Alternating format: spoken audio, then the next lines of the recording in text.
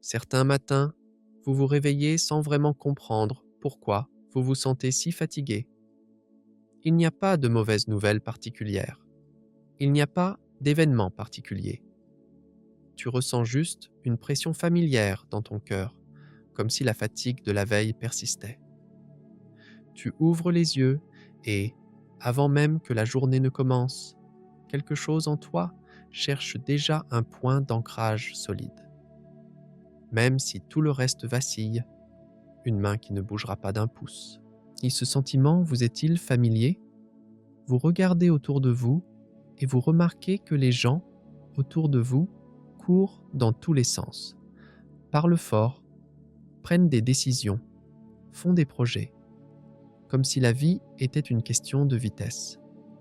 Et vous, au milieu de toute cette agitation, vous respirez avec une question qui tourne en boucle dans votre tête. Suis-je au bon endroit? Est-ce que je vais dans la bonne direction? Y a-t-il quelqu'un qui voit où je vais, alors que moi je ne le vois plus? C'est là que commence cette prière, pas avec des certitudes, pas avec des déclarations triomphantes, mais avec cette simple honnêteté. Certains matins, l'âme a besoin de se poser quelque part. Et aujourd'hui, cet endroit, c'est la présence du Dieu vivant. Si ces mots ont apporté un peu de paix à votre cœur et que vous souhaitez les partager avec d'autres personnes, n'hésitez pas à les aimer. Et avant de passer au psaume 1, et je vous invite à écrire dans les commentaires ce que vous avez ressenti en vous réveillant aujourd'hui. Mon Dieu, je viens à toi tel que je suis ce matin, pas tel que je voudrais être, pas avec les forces que j'espère acquérir un jour, mais avec ce que j'ai actuellement, en ce moment, ce matin, avec ce que j'ai entre les mains, ce que je porte dans mon cœur, ce que je ne comprends pas encore et ce qui me fait tenir debout malgré la fatigue. Je viens devant toi, mais non pas parce que j'ai tout résolu, mais parce que tu es le seul endroit où je peux laisser ce que je porte sans que personne ne m'en fasse le reproche. Et déjà, par ce simple geste de me tourner vers toi, quelque chose commence à changer. Ce n'est pas encore visible, ce n'est pas encore mesurable, mais c'est réel, comme une graine qui germe dans la terre sans que l'on voie son tige, comme une racine qui cherche l'eau dans l'obscurité sans qu'on lui demande d'expliquer pourquoi elle avance. Mais ce matin, j'ai une image dans mon cœur, l'image d'un arbre. Ce n'est pas un arbre magnifique, ni le plus grand ou le plus impressionnant, visible de loin. C'est juste un arbre planté, solidement planté.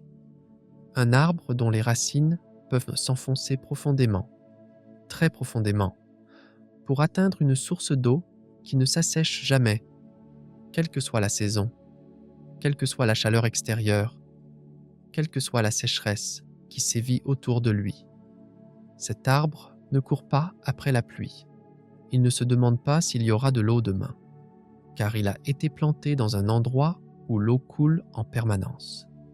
Et cette stabilité sereine, cette verdure permanente, même lorsque tout autour de lui se dessèche, n'est pas le fruit du hasard. Ce n'est pas non plus le résultat d'un heureux hasard. C'est le résultat d'une décision. La décision d'être planté dans un endroit où la source ne se tarira jamais. Papa, aujourd'hui, je choisis d'être cet arbre. Ce n'est pas un geste héroïque. Je ne pense pas tout comprendre. Mais c'est avec la simplicité d'un cœur qui se tourne vers toi et qui dit « Je veux grandir ici. Je veux planter mes racines ici. Je veux trouver en ta présence ce que rien d'autre ne peut m'offrir. Parce que j'ai essayé d'autres sources. Nous les avons tous essayées d'une manière ou d'une autre. Des approbations qui font du bien pendant 1 heure, mais qui s'avèrent insuffisantes le lendemain. Des succès qui nous remplissent d'énergie pendant quelques jours, mais qui finissent par être oubliés comme des étapes dépassées. Les relations que nous pensions solides se sont révélées fragiles dès les premiers revents. Les projets que nous considérions comme certains ont vacillé lorsque la réalité s'est opposée à eux. Nous avons bu à toutes ces sources, et à chaque fois, au fond de nous, nous savions que cette eau ne serait pas durable, que la soif reviendrait, que la sécheresse s'installerait à nouveau. Mais toi, mon Dieu, tu es différent. Ah, tu n'es pas différent parce qu'on nous l'a dit. Tu n'es pas différent parce que nous l'avons lu dans un livre. Tu es différent parce que nous le ressentons lorsque nous nous tournons vers toi avec sincérité. Il y a quelque chose en toi qui ne change pas, quelque chose qui ne dépend pas de nos performances quotidiennes, de notre humeur du matin, de ce que nous avons accompli ou non la semaine dernière. Ta présence est là. Elle était là hier soir, alors que je m'endormais, épuisé. Elle était là ce matin, avant que je trouve les mots pour prier. Elle sera là ce soir, à la fin de la journée, lorsque nous ferons le bilan de tout ce qui ne s'est pas déroulé comme prévu. Ton amour ne se mesure pas à ce que nous méritons. Et c'est peut-être cela qui est le plus difficile à accepter. Non seulement à savoir, mais aussi à accepter. Car nous sommes tellement habitués à des relations basées sur l'échange réciproque, ajustées en fonction de ce que nous donnons, et qui se refroidissent lorsque nous sommes déçus. C'est pourquoi, lorsqu'une personne nous dit qu'elle nous aime inconditionnellement, quelque chose en nous hésite. Quelque chose essaie de négocier, essaie encore de mériter, essaie d'être digne. Mais ta grâce ne fonctionne pas ainsi. Et c'est précisément cette grâce qui est le terreau dans lequel cet arbre pousse. Mon Dieu, aujourd'hui, va plus loin que ces mots réels. Ne les laisse pas seulement entendre à mes oreilles, mais touche les endroits en moi qui ont encore du mal à y croire. Les endroits blessés, les endroits qui ont appris à se protéger, les endroits qui n'osent plus trop espérer pour ne pas être déçus. Que ta présence s'y infiltre lentement, sans forcer, comme l'eau s'infiltre dans la terre sèche, sans la briser, en pénétrant lentement, jusqu'à ce que les endroits durs commencent à s'adoucir.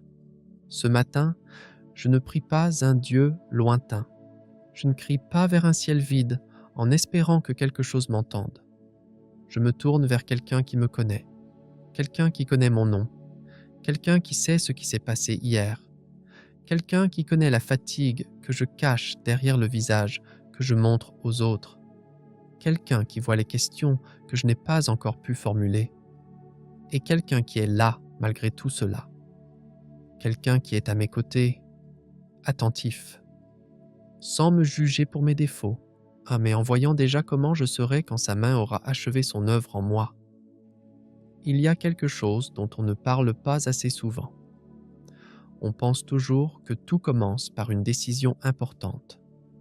Un choix évident, un tournant dramatique, un moment où l'on comprend clairement que l'on s'est trompé de chemin.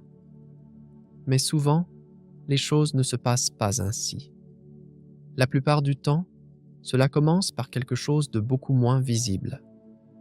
Un pas de côté, une petite concession, une voix que nous écoutons un peu trop, non pas parce qu'elle nous convainc vraiment, mais parce qu'elle dit ce que nous voulons entendre.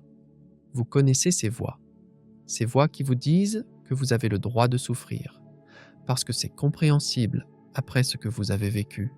Ces voix qui vous disent que ce raccourci n'est pas si grave, que tout le monde le fait, que les règles sont là pour ceux qui n'ont pas d'autre choix. Et ces voix qui vous invitent à rester dans une conversation qui vous tire vers le bas, parce que partir serait mal vu, parce que dire non serait compliqué, parce que résister demande une énergie que vous n'avez pas toujours. Ces voix ne crient pas, elles murmurent.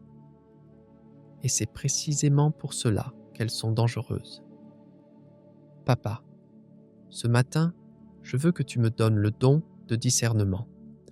Pas le don extraordinaire de celui qui voit les grandes erreurs de loin, mais le don presque imperceptible de celui qui sent qu'une voix ne vient pas de toi. le don de celui qui remarque quelque chose qui sonne faux dans une conversation ou dans un conseil qui lui est donné. Quelque chose qui brille en surface, mais qui n'a pas de profondeur. Une chose qui promet la facilité, mais qui coûtera cher par la suite. Car le monde dans lequel nous vivons est rempli de conseils. On n'a jamais autant parlé de réussite, de prospérité, de liberté, d'écoute de soi et de ne pas se limiter à des principes appartenant à une autre époque. Et dans tout ce bruit, il y a aussi ta voix. Mais elle ne se bat pas pour être entendue. Elle n'élève pas la voix pour couvrir les autres.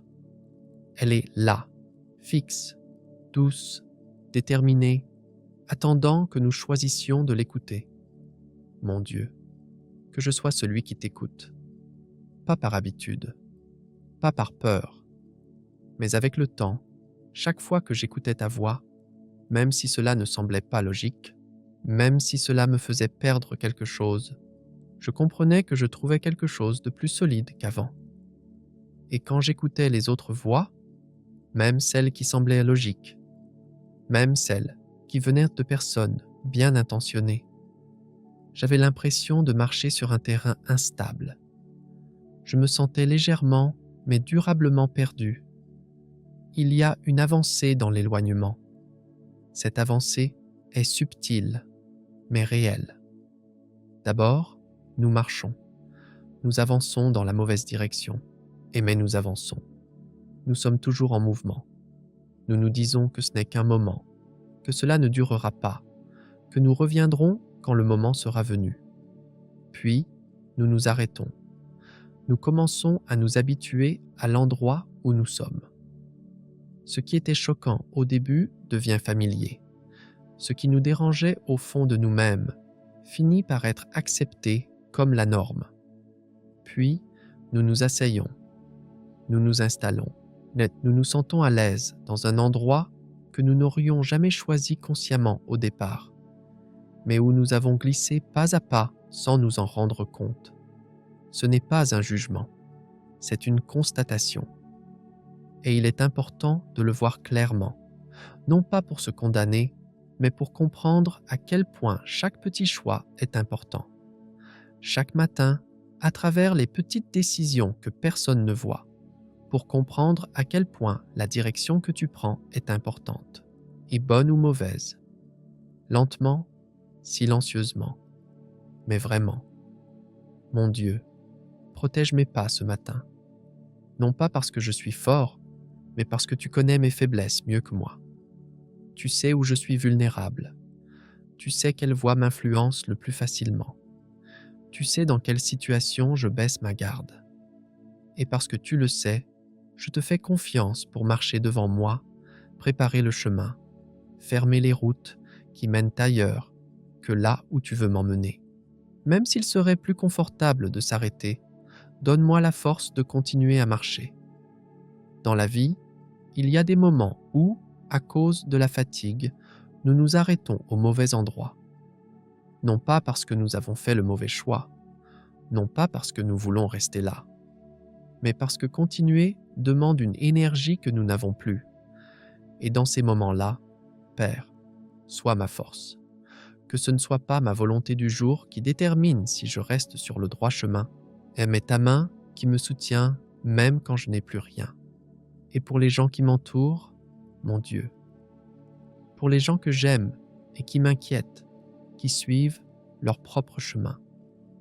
Pas avec une rupture brutale, mais avec un éloignement progressif qui me serre le cœur quand je les observe. Je ne veux pas que tu les juges. Je veux que tu les rejoignes là où ils sont, comme tu m'as rejoint là où je suis, sans présumer que je ne suis pas là, car il y a une chose que je sais de toi, une chose que j'ai apprise de ma propre histoire, c'est que tu ne t'éloignes pas des personnes perdues. Tu vas vers elles. Tu t'occupes d'elles sans attendre qu'elles aient l'air en ordre. Tu t'impliques dans leur vie désordonnée et, à partir de là, avec ce qui reste, avec ce qui existe encore, avec cette petite flamme qui n'est pas encore éteinte, tu commences à travailler. C'est pourquoi, ce matin, je prie pour eux avec la confiance de quelqu'un qui sait que tu n'abandonneras jamais ceux que tu aimes, même lorsqu'ils semblent s'être abandonnés eux-mêmes, même lorsque tout semble perdu, même lorsque le chemin du retour semble trop long, car pour toi, la distance n'est jamais un obstacle. Et la miséricorde ne se mesure pas à la longueur de la distance. Papa, dans ma propre vie aussi, alors que tout autour de moi me pousse à abandonner et à m'asseoir, donne-moi le courage de rester debout. Il y a des atmosphères épuisantes. Il y a des environnements décourageants. Il y a des conversations qui, sans qu'on s'en rende compte, pèsent lourdement sur l'esprit. Il y a un cynisme silencieux. Il y a désormais une habitude à ne plus trop espérer. Il y a un style de conversation qui, sous le couvert du réalisme, ressemble à de la résignation. Je ne veux pas de cela. Je ne veux pas de cela ce matin. Je ne veux pas de cela aujourd'hui. Je veux quelque chose qui résiste à cela. Même si la fatigue est réelle, même si les difficultés sont objectives, même s'il y a de nombreuses raisons de douter, je veux quelque chose qui reste debout. Et je ne peux pas trouver cette chose par moi-même.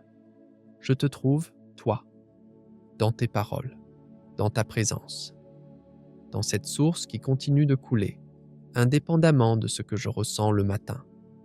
Mon Dieu, fais de moi quelqu'un qui fait des choix chaque jour. Pas quelqu'un qui fait un choix une fois et croit que tout est réglé. Quelqu'un qui recommence chaque matin à zéro. Quelqu'un qui dit à nouveau « Je choisis ta voie plutôt que le bruit. Je choisis ton chemin plutôt que le raccourci. Je choisis de rester en place plutôt que de me laisser emporter. Ce n'est pas toujours facile, mais chaque fois que je fais un choix, même si cela me demande des efforts, je trouve quelque chose qui ressemble à la paix. Cette paix n'a rien à voir avec l'absence de problèmes. C'est une paix qui coexiste avec les problèmes et qui, à malgré eux, me dit « Il y a quelqu'un qui contrôle tout, et cette personne, c'est toi. » Il y a une différence entre savoir quelque chose et l'intérioriser. On peut savoir beaucoup de choses sur quelqu'un sans vraiment le connaître. Même si on a lu tous ses livres, mémorisé toutes ses paroles et qu'on peut citer ses pensées dans n'importe quelle conversation, on peut ne jamais vraiment le connaître. Il existe un fossé entre la connaissance et la relation, entre ce que nous savons et ce que nous avons réellement assimilé. Et nous ne pouvons pas combler ce fossé en travaillant davantage. Nous le comblons avec quelque chose comme l'attention, par l'être. Lorsque nous arrêtons ce que nous faisons et que nous écoutons vraiment, c'est ce que j'attends de toi, mon Dieu. Pas seulement savoir, mais porter cela en moi. Permettre à cela d'être avec moi tout au long de la journée, non pas comme un texte que nous lisons le matin et que nous refermons, mais comme une voix qui continue de murmurer pendant que je travaille, que j'attends, que je vis les moments ordinaires de cette journée qui s'étend devant moi, car la vérité est que nous avons généralement considéré vos paroles comme une tâche. Une bonne tâche, une tâche importante, mais une tâche tout de même. Une chose à faire pour bien commencer la journée, pour apaiser notre conscience, pour pouvoir dire que nous avons lu. Puis, nous fermons le livre et passons à autre chose. Et ce que nous avons lu s'évapore lentement, entre le premier café du matin et le premier problème, entre la première notification et la première conversation qui attire notre attention. Car quelque chose qui entre dans une boîte ne peut pas vraiment créer de transformation. Il faut que cela déborde de la boîte. Il faut que cela se répande sur le reste. Papa, change quelque chose dans mon approche de tes paroles. Pas la quantité, pas la vitesse de lecture. Quelque chose de plus fondamental. Il y a quelque chose dans le cœur. Le mouvement intérieur qui transforme la lecture d'une obligation en un désir. Un changement de perspective qui nous permet de ne plus voir la Bible comme un livre de règles à suivre, mais comme un lieu où tu nous parles. Aujourd'hui, dans ce que je vis aujourd'hui, dans les choses de mon histoire que je ne comprends pas encore, c'est là que tu me parles, car c'est là que réside l'extraordinaire de tes paroles. Elles ne sont pas figées, et elles ne sont pas universelles. Le même verset peut affecter différemment à 20 ans et à 40 ans, dans une période heureuse et dans une période de deuil, quand tout va bien et quand tout est instable. Le texte est le même, mais la voix qu'il contient s'adapte à ce que tu vis. Il touche exactement là où il faut. Et c'est pourquoi nous ne pouvons jamais finir de découvrir tes paroles. Parce que tu es en elles et que tu es infini. Mon Dieu, apprends-moi à méditer, pas dans le sens de rester assis en silence pendant des heures, même si ces moments ont aussi leur valeur, mais dans le sens d'une méditation pratiquée dans la vie quotidienne, dans le cours normal de la vie. Prendre une seule phrase, et la retourner dans notre esprit, comme nous retournons un objet dans notre main pour en voir toutes les faces, la faire descendre lentement, sans la forcer, en lui faisant de la place, résister à l'envie de passer rapidement à la suivante, à la section suivante, au concept suivant, à la lecture suivante. Nous vivons dans un monde qui valorise la rapidité. Nous admirons les personnes qui lisent beaucoup, regardent beaucoup, savent beaucoup. Et nous transposons inconsciemment cette habitude de consommation rapide dans notre rapport aux mots. Nous lisons vite, nous passons à autre chose. Nous accumulons. Et au final, nous avons beaucoup d'informations, mais nous avons très peu évolué. Car l'évolution ne se fait pas à cette vitesse. Si elle est lente, elle est profonde. Elle ressemble davantage à une fuite qu'à un torrent. L'eau qui s'infiltre dans la roche ne fait pas de bruit, mais avec le temps, elle en modifie la forme. Papa, que tes paroles s'infiltrent ainsi en moi, pas bruyamment, pas de manière urgente, en profondeur, lentement, jusqu'à des endroits que je ne pensais pas pouvoir atteindre, là où se trouvent les vieilles peurs, là où se trouve la honte silencieuse, non, là où se trouvent les douleurs que nous avons appris à ne pas regarder parce qu'elles sont trop douloureuses, que la vérité s'y infiltre aussi, non pas pour condamner, mais pour guérir, pour remplacer les mensonges auxquels nous avons cru pendant si longtemps par la vérité. Et concrètement, en ce nouveau jour qui commence, je te demande une chose toute simple. Une phrase qui restera avec moi aujourd'hui. Une seule phrase. Pas un programme de lecture complet et pas un programme spirituel détaillé. Juste une phrase qui continuera à vivre dans ma conscience pendant que je vis. Une phrase qui me vient à l'esprit lorsque je suis en réunion. Une phrase qui me rappelle quelque chose lorsque je suis dans ma voiture. Une phrase qui me murmure quelque chose lorsque je fais la queue au supermarché ou que quelque chose se charge sur mon écran. Ces moments de silence que nous remplissons automatiquement avec notre téléphone en faisant défiler notre écran avec n'importe quoi, pour ne pas rester seul avec nous-mêmes.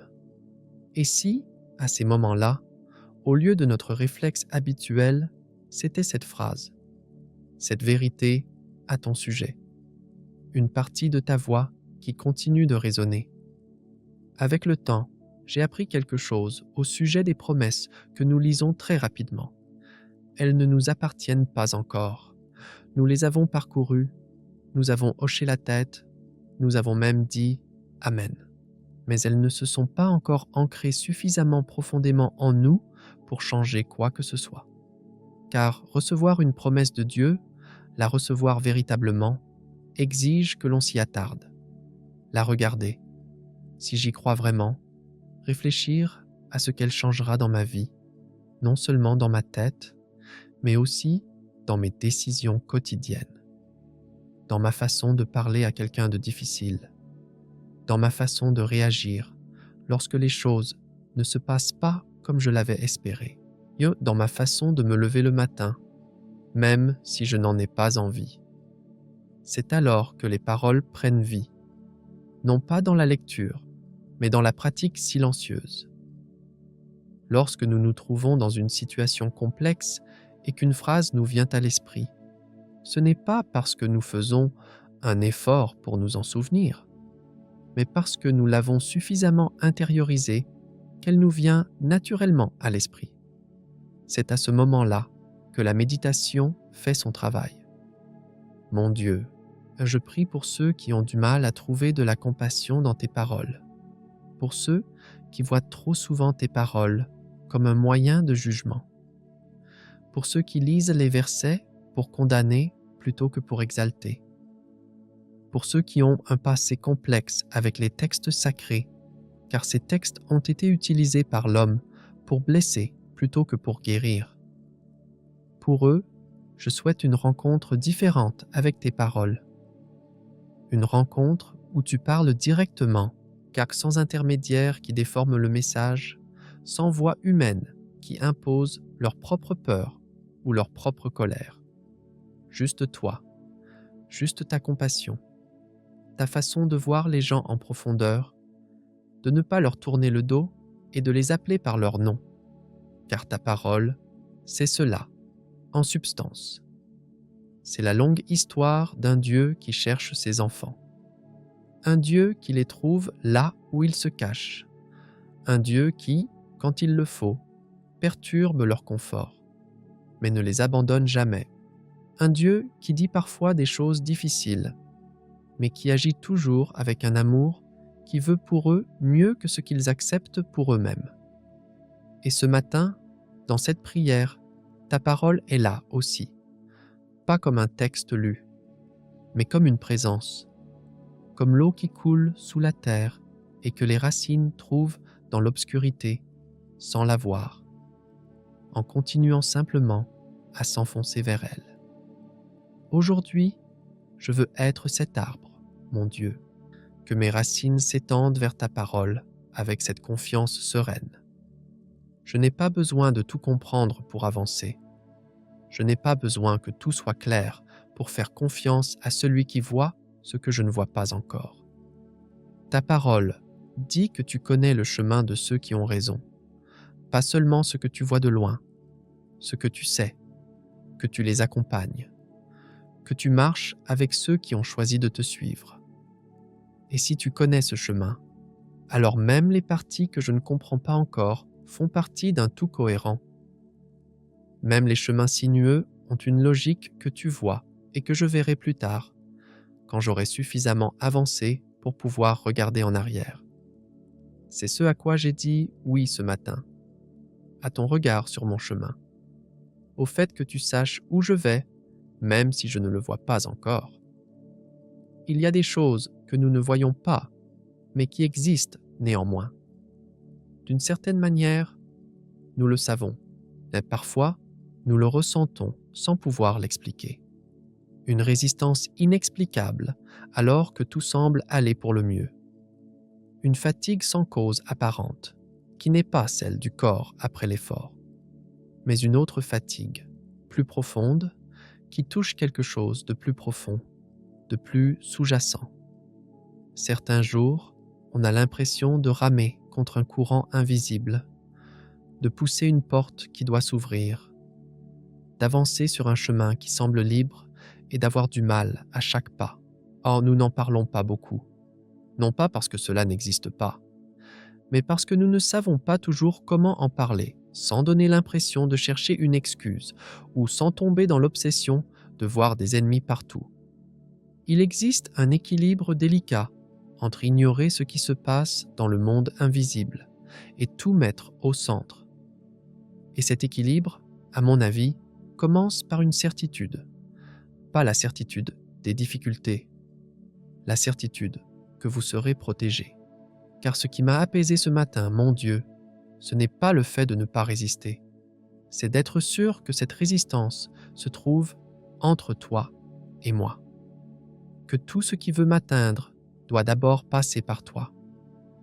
Et cela change tout, non pas parce que cela rend la vie plus facile, mais cela me fait passer d'une position de défense solitaire à une position où je marche sous la protection d'une protection qu'il n'a pas construite lui-même et qu'il ne peut maintenir par sa propre force. Père, et ce matin, je me tiens sous cette protection, non pas en exigeant une immunité totale contre les difficultés, mais en acceptant que tu sois un mur entre moi et ceux qui veulent me détruire, et qu'il n'y a pas dans ce mur de fissures dont l'ennemi pourrait profiter à ton insu, que rien ne peut passer sans passer d'abord par toi. Il y a une profonde paix dans cette réalité. Ce n'est pas une passivité qui abandonne toute responsabilité. Donc c'est la paix qu'éprouve un soldat qui sait que son commandant voit ce qu'il ne peut pas voir. Ce n'est pas parce qu'il n'y a pas de danger, mais parce que celui qui le guide le connaît avant qu'il ne se présente, et qu'il avance donc en toute confiance. Mon Dieu, protège ma vie aujourd'hui, protège ceux qui m'appartiennent, protège ceux que j'aime, protège ceux qui marchent à mes côtés, ceux qui dorment encore sous mon toit, ceux que je vais appeler aujourd'hui, ceux que je ne verrai peut-être pas avant longtemps, mais qui ont toujours une place dans mon cœur. Protège-les comme tu me protèges, car l'amour que je leur porte est le prolongement de celui que tu m'as donné. Et je sais que tu aimes plus que moi les choses que je ne peux pas protéger. Que mon âme me guide sur les chemins que je vais emprunter aujourd'hui. Prépare déjà le terrain là où je vais. Que les rencontres qui m'attendent soient celles que tu as mises sur mon chemin, et que celles qui n'ont pas lieu d'être n'y soient pas. Non pas parce que j'ai peur que tout puisse arriver, mais parce que je préfère suivre tes traces plutôt que d'ouvrir seul un espace que tu n'as pas préparé. Il y a une chose que j'ai remarquée dans les moments où la pression est la plus forte. Ce sont les moments où la résistance vient de tous les côtés en même temps. Les problèmes pratiques, les tensions relationnelles, les doutes intérieurs, car les mauvaises nouvelles et même les bonnes nouvelles s'accumulent avec une profonde fatigue qui empêche de percer le brouillard. Dans ces moments-là, la plus forte attraction n'est pas de fuir, mais de se refermer sur soi-même. C'est de réduire son environnement, ne plus rien attendre, pour ne pas être déçu. C'est de construire une sorte de forteresse intérieure qui protège en isolant. Mais ce château n'est pas le vôtre. Il semble protecteur, mais c'est en réalité une prison. Il retient les blessures à l'intérieur autant qu'il retient les menaces à l'extérieur. Il empêche l'ennemi d'entrer, bien sûr, mais il empêche également votre présence d'entrer librement, votre joie de circuler, l'amour des autres d'atteindre ceux qui en ont besoin. Papa, je veux que tu gardes mon cœur ouvert. Pas ouvert de manière naïve, mais avec bon sens. Que la protection que tu as mise en place autour de moi ne soit pas une armure qui m'endurcit, mais un bouclier qui me permette d'avancer sans me fermer. Que je sois à la fois protégé et disponible. Que je sois à la fois protégé et accessible. Que je sois à la fois forte et compatissante. Car c'est l'une des choses les plus précieuses que tu donnes à ceux qui marchent à tes côtés. La capacité de rester doux dans un monde difficile. La capacité de rester optimiste dans un environnement qui invite au cynisme. La capacité de rester ouvert aux autres sans être défini par ce qu'ils reflètent sur toi. Ce n'est pas une faiblesse, c'est une force que très peu de gens possèdent. Et cette force ne vient pas de la personnalité ou du caractère naturel. Elle vient du fait de savoir que nous sommes protégés. Elle vient du fait de savoir que nous pouvons rester ouverts parce que ce n'est pas nous qui assurons la sécurité. Mon Dieu, ferme les portes qui doivent être fermées dans ma vie, les portes que j'ai peut-être laissées entr'ouvertes sans m'en rendre compte. Ces petites négligences spirituelles qui semblent insignifiantes sur le moment, mais qui font place à des choses qui ne devraient pas être là. Ces habitudes qui érodent lentement quelque chose d'important. Ces contenus que nous consommons sans vraiment y réfléchir et qui laissent des traces dans notre esprit. Les conversations que nous avons laissées aller trop loin dans une direction que nous savons mauvaise. Car ferme ces portes, non pas pour condamner, mais pour réparer. Parce que tu veux que ma vie soit remplie de ta présence, et que cette présence ne peut coexister facilement avec ce qui s'y oppose. Et ouvre les portes que tu veux ouvrir. Les portes que j'ai essayé de forcer de mes propres mains pendant très longtemps. Peut-être les portes que j'ai abandonnées parce qu'elles ne s'ouvraient pas aussi vite que je l'espérais. Les portes que j'ai perdu courage d'ouvrir parce que j'ai cessé de croire qu'elles pouvaient encore s'ouvrir. Tu sais de quelles portes il s'agit. Tu sais ce que j'ai mis devant toi, il y a longtemps, en priant, ce dont je n'ose parfois plus parler, parce que l'attente a été trop longue, parce que tu as peut-être déjà répondu et que je pense que la réponse était non. Mais je ne veux pas prendre cette décision à ta place. Je veux simplement faire confiance au timing, à l'ordre des événements, à ce que tu vois et que je ne vois pas. Certaines portes ne s'ouvrent pas encore parce que ce qui se trouve derrière n'est pas encore prêt, ou parce que je ne suis pas encore prêt, ou parce qu'au moment où elles s'ouvriront complètement, quelque chose qui ne pourrait être obtenu en les ouvrant prématurément apparaîtra. Et cette confiance n'est pas de la soumission, c'est une forme de foi adulte, une foi qui ne nécessite pas de comprendre pour continuer à croire. Papa, protège aussi mes pensées. Or que c'est un champ de bataille que j'ai parfois tendance à négliger parce qu'il est invisible. Mais ce qui se passe dans ma tête détermine presque tout. Ma façon de percevoir les situations, ma façon de percevoir les paroles des autres, ma façon de me parler à moi-même dans le silence. Il y a des voix intérieures qui ne viennent pas de toi, mais qui ressemblent quand même à ma propre voix. Elles parlent avec mon accent. Elles utilisent mes références. Elles connaissent mes points sensibles.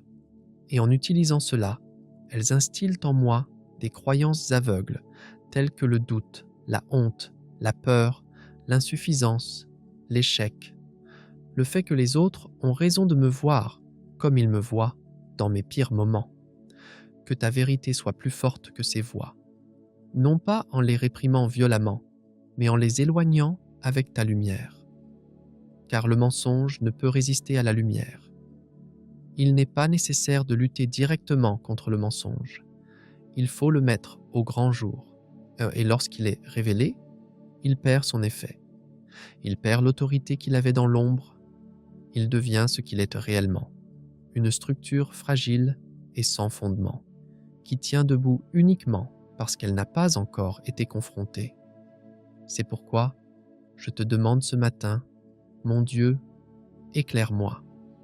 Éclaire ce qui doit être clairement vu. Éclaire mes pensées où le mensonge s'est confortablement installé. Éclaire les perceptions erronées. Éclaire les interprétations qui me font voir tout plus sombre qu'il n'est en réalité. Et dans cette lumière, que ta paix vienne. Cette paix n'est pas l'absence de problème, mais la présence de quelqu'un qui est plus grand que tous les problèmes réunis. Tu es cette personne. Et aujourd'hui, je marche avec toi. Personne ne dit rien aux arbres. On ne leur explique pas comment grandir. On ne leur donne pas d'instructions pour qu'ils donnent des fruits. Le matin, on ne les encourage pas en leur disant qu'ils ont une chance de fleurir s'ils font suffisamment d'efforts aujourd'hui. Les arbres plantés au bord de l'eau n'ont pas besoin de tout cela. Ils n'ont besoin que d'une seule chose, rester où ils sont, garder leurs racines à leur source. Le reste vient tout seul, non pas parce qu'ils font tout correctement, mais parce qu'ils sont naturellement liés à quelque chose qui produit la vie, sans effort, sans performance, sans ostentation. Il n'y a qu'une image qui m'a profondément touché ce matin.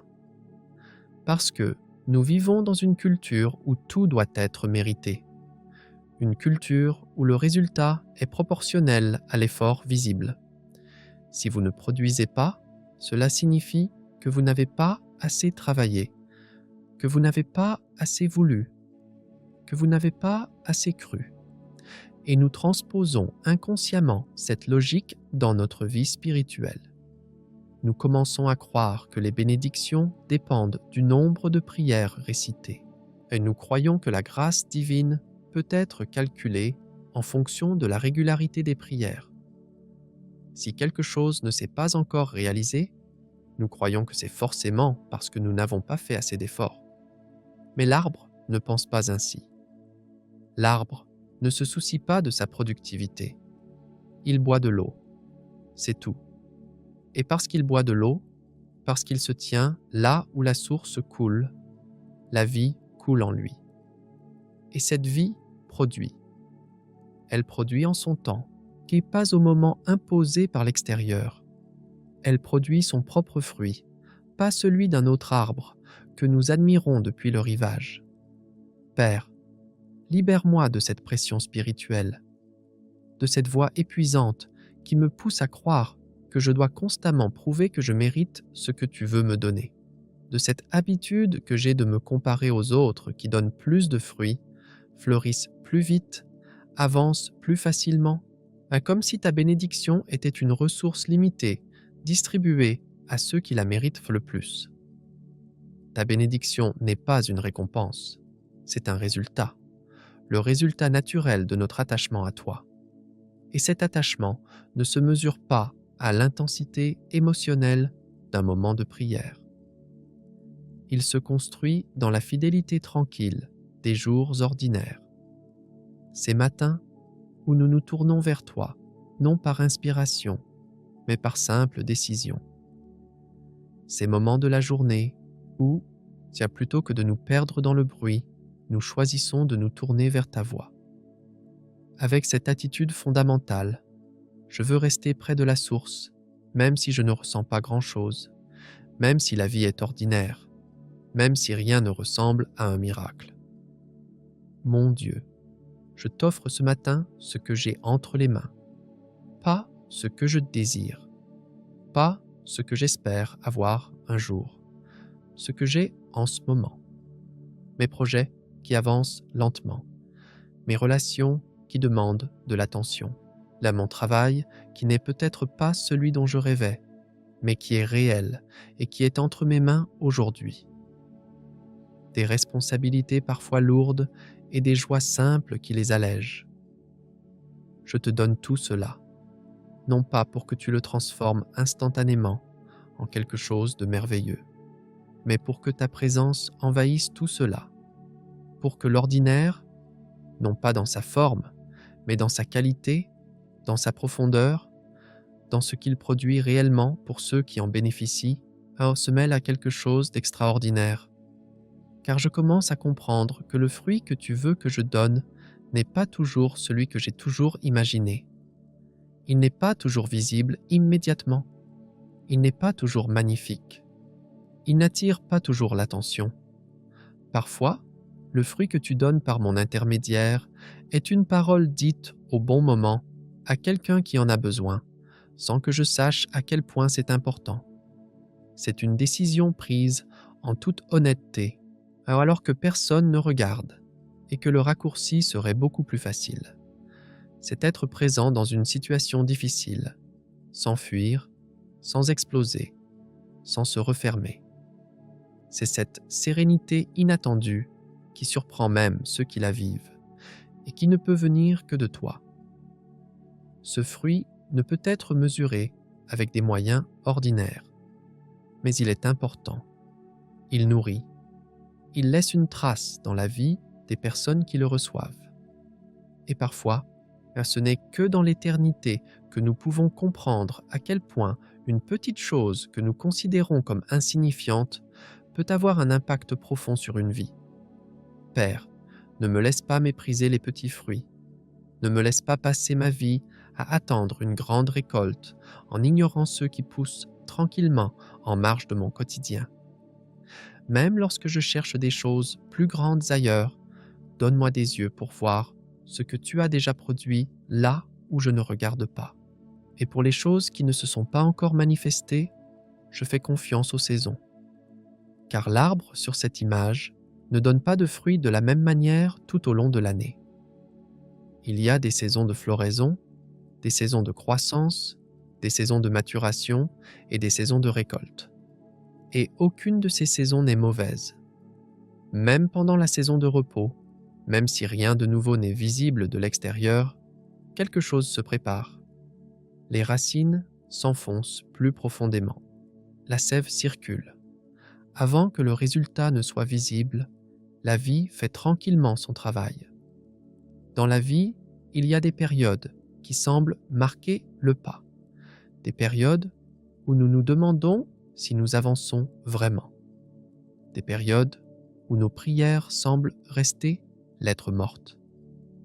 Des périodes où les graines que nous avons semées pendant des mois, voire des années, ne montrent encore aucun signe de germination. Et pendant ces périodes, là nous avons fortement tendance à penser que quelque chose ne va pas, que les promesses ne s'appliqueront pas à moi, que les autres voient de choix les fruits parce qu'ils ont quelque chose que je n'ai pas. Mais peut-être que ces périodes ne sont pas des périodes de privation. Peut-être sont-elles des périodes de profondeur. Peut-être que ce qui se trouve sous la surface pendant ces saisons est ce qui rendra impossible la fructification de la saison suivante sans elles. Peut-être que Dieu prépare dans les profondeurs ce qui est sur le point d'apparaître à la surface. Et ce travail invisible, ce travail accompli par des racines qui s'enfoncent plus profondément que jamais, est ce que la prochaine tempête ne pourra pas emporter. Mon Dieu, donne-moi la patience des saisons, pas une résignation qui abandonne, une patience active qui continue à s'enraciner, à prier, à se nourrir de ta parole, à rester fidèle aux petites choses, même si les grandes choses ne sont pas encore visibles. Cette patience, je ne vois pas encore, mais je sais que tu es à l'œuvre. Je ne comprends pas le calendrier, mais je fais confiance à celui qui le tient. Et ce matin, je prie pour ceux qui traversent des moments difficiles, ceux qui ont semé avec foi et ont attendu si longtemps que l'attente est devenue un fardeau, et ceux qui ont prié sans cesse pour quelque chose qui ne s'est pas encore réalisé et qui ont commencé à se demander s'ils avaient bien entendu, ceux qui portent en eux une promesse, mais qui, avec le temps, ont du mal à en parler parce que cette promesse est devenue plus fragile à l'extérieur, mais qui, au fond d'eux-mêmes, sont toujours vivants. Pour eux, pour nous, je déclare que le silence du ciel ce matin n'est pas l'absence du ciel. Attendre, ce n'est pas renoncer. Si les choses qui prennent du temps à arriver prennent du temps, parce que les choses qui se préparent méritent de prendre du temps. Et Dieu, qui a planté cet arbre près de la source, ne l'a pas fait pour le regarder se dessécher. Il l'a fait parce qu'il avait un plan pour ce que cet arbre allait porter. Et ce plan n'est pas compromis par le calendrier humain. Il se déroule exactement comme prévu, avec une logique qui dépasse ce que nous pouvons voir de là où nous sommes. Père, que la promesse que tu as faite pour ma vie vive en moi. Que les saisons difficiles ne l'enfouissent pas, mais au contraire l'approfondissent. Que l'attente ne le refroidisse pas, mais au contraire le purifie. Que ce qui n'est pas encore visible à mes yeux soit déjà réel à tes yeux. Et cette réalité me suffit pour continuer mon chemin aujourd'hui, non pas avec l'illusion que tout est déjà accompli, mais avec la confiance que celui qui a commencé une bonne œuvre en moi l'achèvera. Tu es fidèle, mon Dieu. Tu n'es pas fidèle à mon calendrier. Tu es fidèle à ta parole, et ta parole vaut mieux que tout ce que je pourrais planifier pour moi-même. Il y a une fatigue dont on parle peu, car elle ne se voit pas sur le visage. Ce n'est pas la fatigue physique après une longue journée. Tout le monde la comprend, tout le monde l'a déjà ressentie, et elle peut être surmontée par le sommeil et le repos. Non, je parle d'une autre fatigue, Une fatigue qui s'accumule pendant des mois, voire parfois des années. Une fatigue qui vient du fait de continuer à croire, même si les circonstances ne le justifient pas. La fatigue qui découle du fait de continuer à espérer, même lorsque les nouvelles vont dans le sens contraire. La fatigue qui découle du fait de continuer à se relever après des déceptions qui, prises individuellement, ne sont peut-être pas insurmontables, mais qui, accumulées les unes sur les autres, deviennent un poids que personne ne voit. Cette fatigue a une particularité. Elle ne crie pas. Elle s'installe lentement. Et un jour, nous réalisons que nous faisons toujours les mêmes gestes, que nous faisons toujours les mêmes prières, que nous nous levons toujours chaque matin, mais que quelque chose en nous est passé en mode économie, comme une flamme qui n'est pas éteinte, mais qui a réduit son intensité pour mieux résister. Et nous nous disons que c'est peut-être cela, la maturité. Nous avons dépassé le temps des enthousiasmes naïfs, et nous avons appris à être raisonnables dans nos espoirs. Cependant, parfois, ce que nous appelons la maturité est en réalité un épuisement caché. Et il est important de voir la différence entre les deux. La maturité approfondit la foi. L'épuisement, quant à lui, la maintient en vie. La maturité accepte les processus sans perdre espoir. L'épuisement, quant à lui, accepte les processus parce qu'il n'a plus la force d'espérer autre chose. La maturité dit « même si je ne comprends pas et j'ai confiance ».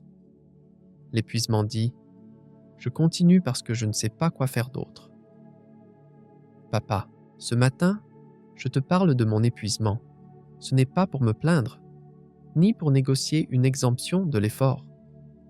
Mais tu es le seul à qui je peux en parler honnêtement, parce que tu es le seul à ne pas vouloir que je sois bien avant d'être prêt à m'écouter. Parce que tu acceptes mon vrai moi, pas mon moi superficiel, et pas celui que je montre quand on me demande comment je vais et que je réponds « bien, merci ». Tu sais, tu vois à l'intérieur de moi, et tu ne détournes pas le regard de ce que tu vois. C'est ce qui est extraordinaire chez toi. Nous pouvons arriver fatigués et épuisés, mais tu ne nous dis pas « reviens quand tu te sentiras mieux ». Même si notre foi est aussi fragile qu'un fil, tu ne dis pas « ce n'est pas suffisant ». Nous pouvons venir avec des questions que nous n'osons pas poser à voix haute, mais tu les entends quand même, parce que tu ne lis pas seulement ce que disent nos lèvres, mais aussi ce que dit notre cœur.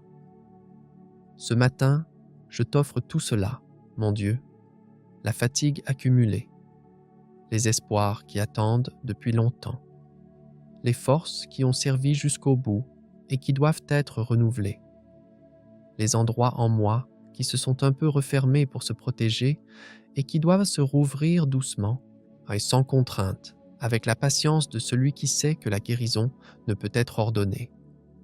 Et ce que je te demande, ce n'est pas que tout change immédiatement. Ce que je te demande, c'est que quelque chose en moi soit renouvelé. Pas reconstruit à partir de zéro, mais renouvelé. Comme le mot qui revient sans cesse dans tes paroles, comme ta miséricorde, qui est nouvelle chaque matin. Pas différente, nouvelle, fraîche, toujours présente, comme si les réserves d'hier n'avaient pas été épuisées, comme si ce que j'ai consommé hier de ta grâce n'avait pas diminué ce qui est disponible aujourd'hui. Cette image m'a profondément touché ce matin, parce que dans le monde où nous vivons, tout s'épuise. L'énergie des gens s'épuise. La patience dans les relations s'épuise. Les ressources s'épuisent.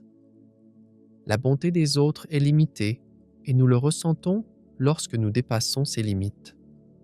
Mais toi, tu fonctionnes différemment. Ta grâce n'est pas une réserve inépuisable. Ta miséricorde est illimitée. Ton existence n'est pas limitée. Et chaque matin est vraiment un nouveau matin.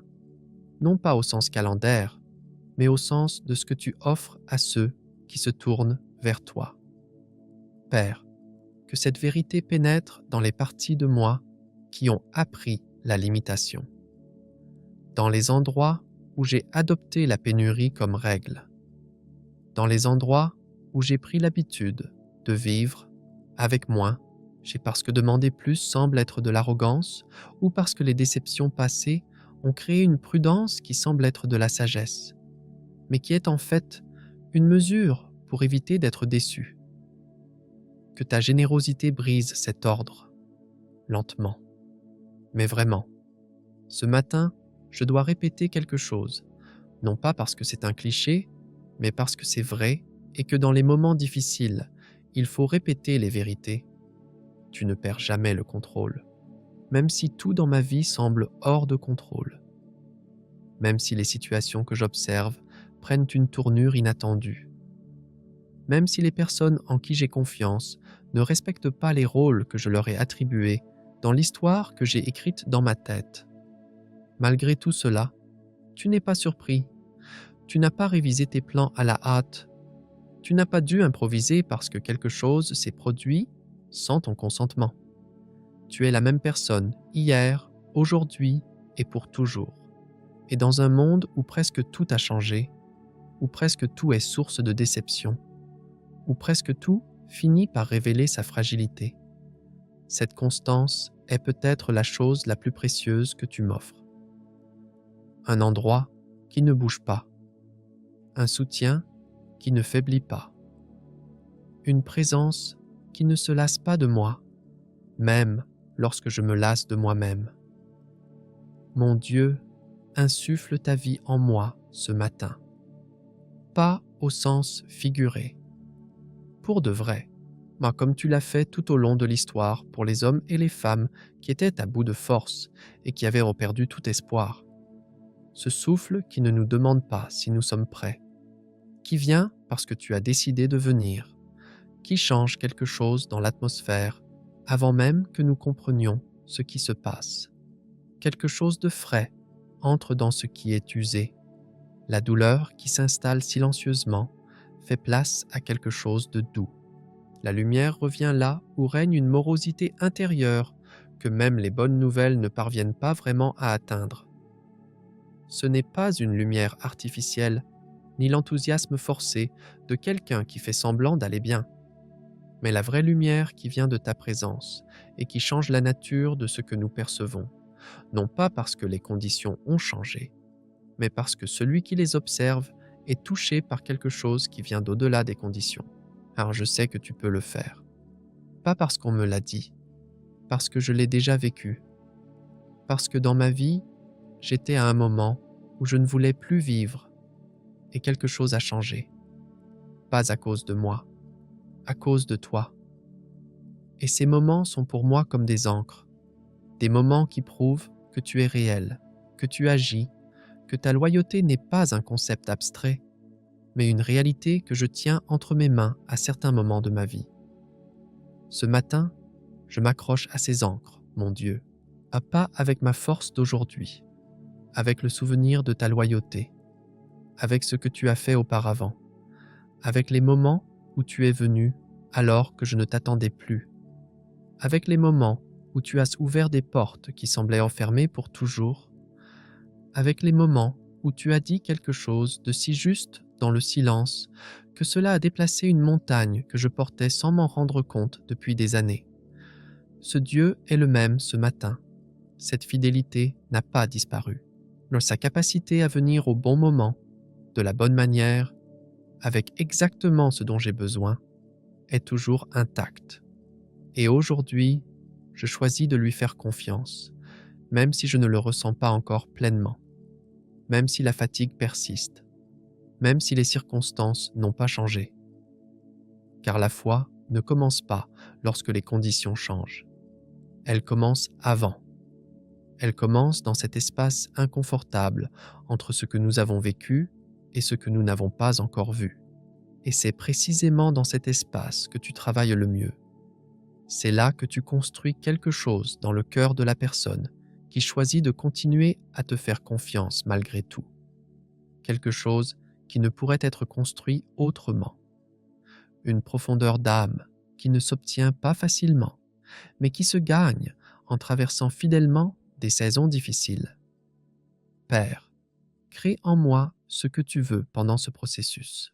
Je ne veux pas sortir de cette saison simplement soulagé qu'elle soit terminée.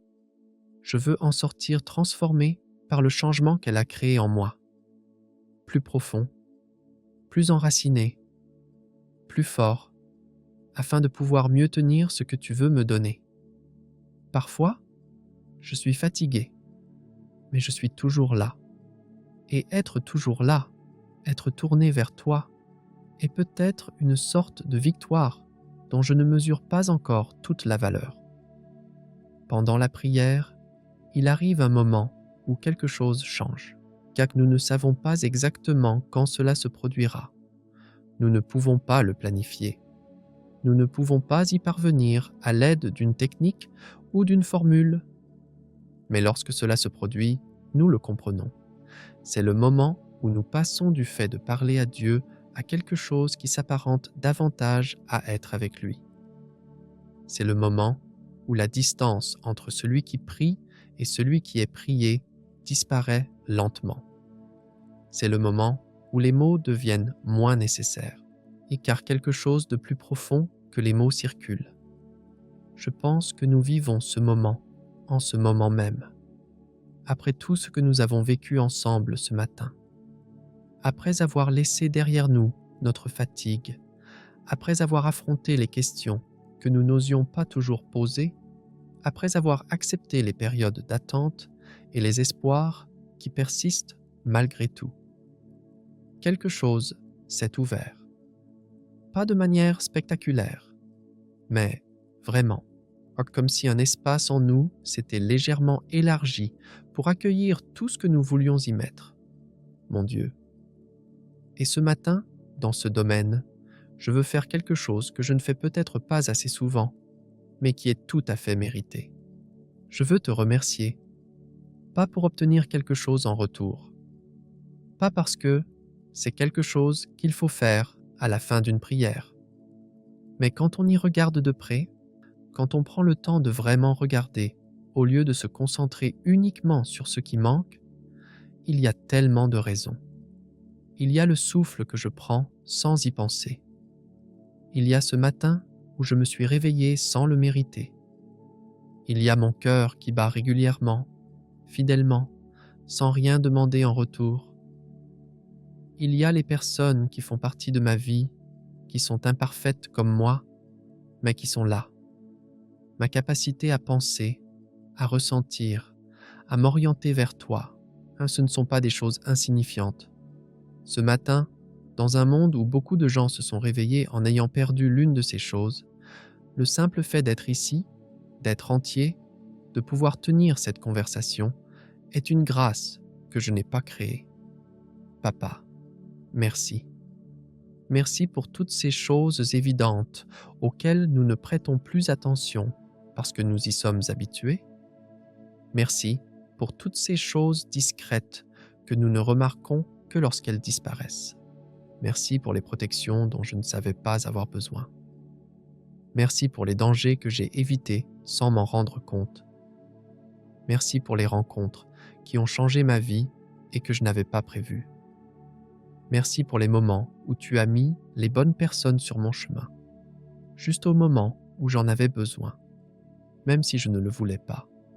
Merci pour la patience dont tu as fait preuve à mon égard, car si tu m'avais jugé pour mes incohérences, mais pour les moments où j'ai oublié de me tourner vers toi, pour les moments où j'ai préféré mon point de vue au tien, pour les promesses que je t'ai faites et que je n'ai pas tenues, notre relation aurait eu toutes les raisons de se détériorer. Mais ta patience ne ressemble pas à celle des humains qui finit par s'épuiser. Elle ressemble à autre chose, à une décision. Indépendamment de la façon dont j'évalue ce choix, à une décision de ne pas m'abandonner. Et je ne veux pas considérer cette grâce comme quelque chose de naturel. Je veux la considérer comme un cadeau extraordinaire. Je pense à ceux qui portent une décision difficile, qui sont à un carrefour et qui ne savent pas encore quel chemin prendre. Que ta sagesse leur arrive. pas nécessairement dans un signe spectaculaire. Parfois, dans cette certitude tranquille qui s'installe, qui n'a pas d'explication rationnelle, mais qui est là, ferme, claire, comme une lumière qui éclaire juste assez pour le prochain pas. Je pense à ceux qui portent une douleur qu'ils n'ont pas choisie. Une maladie, une perte, une rupture, un deuil qui n'est pas encore terminé, même si les autres autour ont l'impression que ça devrait être fini maintenant. Que ta tendresse soit sur eux de façon particulière aujourd'hui. Que quelque chose dans cette journée leur rappelle que tu n'as pas oublié. Que leur nom est inscrit dans ta mémoire avec une attention que rien n'efface. Et pour ceux qui commencent cette journée avec de l'espérance, avec de l'élan, avec cette énergie des bons matins où tout semble possible. Que cette énergie soit orientée vers ce qui compte vraiment. Que l'enthousiasme soit au service de ce que tu veux bâtir, pas seulement de ce que l'adrénaline du moment propose. Pour tout le monde, Père, que cette journée soit marquée par ta présence. Que notre vie, guidée par toi, soit exempte de difficultés. Que cette journée ne soit pas une journée où tout se passe comme prévu, mais que ce soit une journée où ta présence se fait sentir. Visible aux yeux de ceux qui peuvent voir, perceptible à ceux qui ont le cœur ouvert à l'acceptation. Sois actif dans les détails que personne ne remarque, mais qui changent complètement le cours des événements. Tu es le Dieu des détails. Tu es le Dieu des transformations secrètes. Tu es le Dieu qui agit autant dans l'ordinaire que dans l'extraordinaire, et qui accomplit des choses décisives dans les moments déterminants de la vie, que personne ne mentionnera dans les livres d'histoire. Que cette journée soit remplie de moments comme celui-ci, pour moi et pour tous ceux qui ont prié avec moi ce matin. Je termine cette prière avec la même simplicité que celle avec laquelle je l'ai commencée. Pas avec une formule, pas avec un crescendo artificiel, mais avec ces mots qui viennent du fond de mon cœur. Je suis à toi. Tout ce que je suis, tout ce que je porte, tout ce que j'espère, tout ce que je ne comprends pas encore, tout cela t'appartient, et j'ai confiance en ce que tu en feras. Tu m'as planté près de la source, l'eau coule, mes racines s'enfoncent, et quelque part, en temps voulu, les fruits apparaissent. Si cette prière a trouvé un écho dans ton âme, tu peux la partager pour transmettre cette paix à d'autres et nous confier tes sentiments sur cette journée dans les commentaires. N'oublie pas de t'abonner pour nous retrouver chaque matin à cette table. C'est un honneur de marcher à tes côtés. Amen.